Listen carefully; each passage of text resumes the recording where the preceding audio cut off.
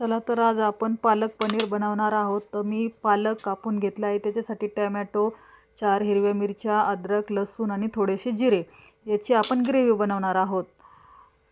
आणि मी पालक आहे ना स्वच्छ धुवून आणि तिला उकडून घेतलेला आहे 5 मिनिटासाठी, नुसतं असं गरम पाण्यातून थोडीशी शिजून घेतलेली आहे। आणि अमूल बटर। आता सर्वप्रथम आपण पालक पनीरची ग्रेव्ही तयार करूया। टोमॅटो, मिरची, लसूण, अद्रक आणि थोडेसे जिरे याला चांगलंसं असं भाजून घेऊया तेल टाकून।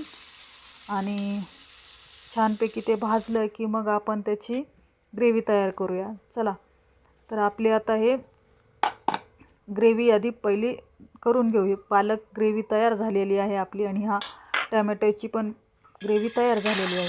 तर आता आपण पनीर तळून घेऊया, चांगलं डीप फ्राय चांगलं करून घेऊ त्याला। म्हणजे पनीर तळून घेतलं ना तर ते सॉफ्ट लागतं खायला, त्यामुळे मग आपण पहिलं तळून घेऊया पनीर छानपैकी। याला असं फ्राय करूया पूर्ण, दोन्ही तिन्ही बाजूनं पण छानपैकी असं ते तळून घ्यायचं आहे। पनीर झाला, आता आपण फोडणीची तयारी करतो। त्याच्यामध्ये ग्रेव्ही टाकूया तेलामध्ये।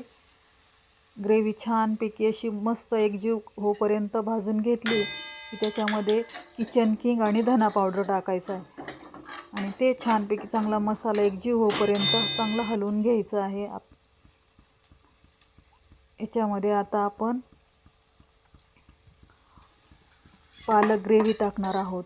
तर पालक ग्रेव्ही मिक्स करायची त्याच्यामध्ये आणि पूर्ण छानपैकी मिक्स करून घ्यायचं आहे। मग आपली भाजी पण खूप छान लागते।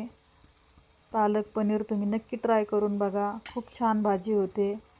आणि आता त्याच्यामध्ये आपण फ्राय केलेले पनीर टाकणार आहोत। याला पूर्ण मिक्स करून घ्यायचं आहे भाजी आपण आता ही। तुम्ही बघू शकता खूप छान दिसत आहे आणि वास पण खूप छान येतो आणि खायला पण खूप चवदार लागते पालक पनीर। चवीनुसार मीठ आणि पूर्ण परत एक हे करून हलवून घ्यायचं आहे। आणि 1 चमचा बटर टाकलेला आहे मी। याला 10 मिनटं थोडं शिजून घ्यायचं आणि त्याच्यामध्ये लसूण ठेचून आणि कढीपत्ता याचा तडका दिला आहे भाजी झाल्यानंतर।